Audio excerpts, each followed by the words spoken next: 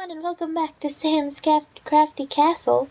I'm here today with a very quick Christmas card and a quick thank you to say thank you for hanging out and waiting for my YouTube channel to kind of get a lift off again. I know I've been missing for a while, dealing with some family and real life non-card making things, hoping to find my way back to YouTube now.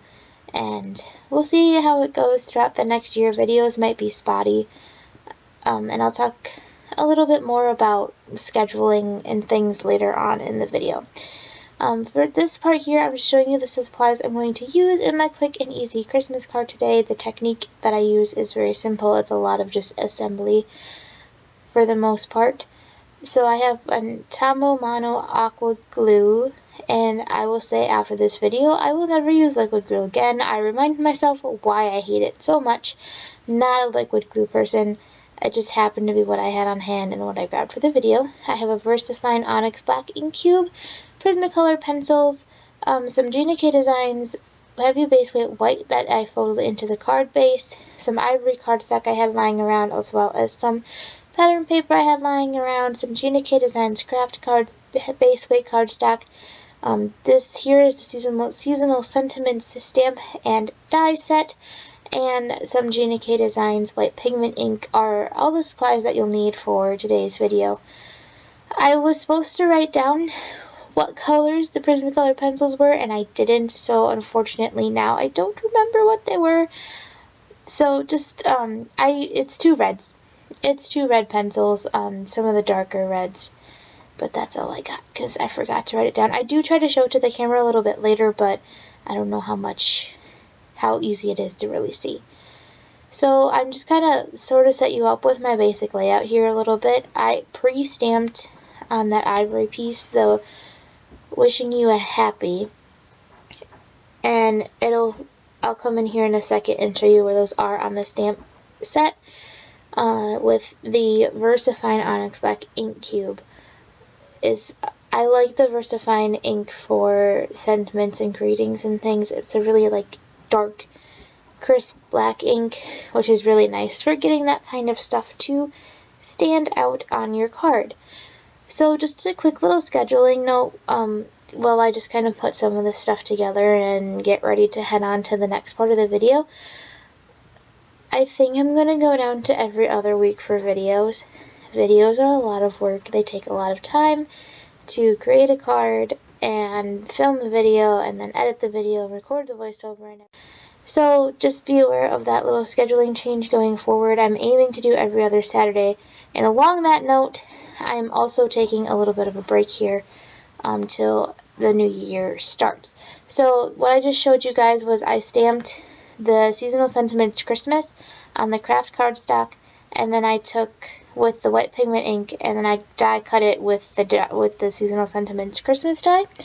That's the shadow die. There's also a separate Christmas die you can buy, which is basically the stamped part. I don't know how else to explain it. I'm not very good at that. But yes, that's basically what it is. But what I wanted to do here was sort of show coloring on Kraft cardstock. So one thing that's really cool, I think is really cool, about colored pencils is your ability to do things on colored cardstock. Because of the way the pencils are made and formed and everything, you can really go back and do things that you wouldn't normally be able to do with markers. Like markers, I'm sure there's a way to do it. I don't know how, but you can't really color on cardstock that isn't white because it dyes the cardstock, where like pencils it sits on top. So the way I'm keeping this to be a very red color is by stamping on that white. It almost acts as like the white stamp part I use it more like my coloring book, like my line guides, so that I could make sure the Christmas part was centered the way that I wanted it to be, and that the Kraft part acted like a shadow. But I could have freehanded it too. It would have looked just as nice. This is just how I chose to do it, but it's totally up to you how you do it. The white also dyes the cardstock kind of white, so you get more of the crisper red. But all I did was take the darker of the two reds and started kind of going in the shadows. Now, in traditional hand lettering, you would do the downstrokes are like thicker and the upstrokes are thinner. So I kind of went through like the bottoms of the letters and the outsides of some of the downstrokes to add some shadows to it, and then I just come through with the lighter colors and make it and finish coloring it in. I did speed this up a little bit for you guys, so hopefully it doesn't take too long. And that's really the basic technique of this video. And then it all is, after that point, just assembling, and I will share my little glue story with you now. If you go look on the picture or in the thumbnail of this video, you'll notice the card looks a little different, and that is because when I used the liquid glue, I don't know if I used too much, which is possible, because like I said, liquid glue is never my preferred option, but sometimes you do what you gotta do, and it got all curled up and crinkly and weird, and I didn't do pictures right after I finished this. I waited a little bit, so it's all very curled and weird, and I was reminded of why I'm not a fan of liquid glue.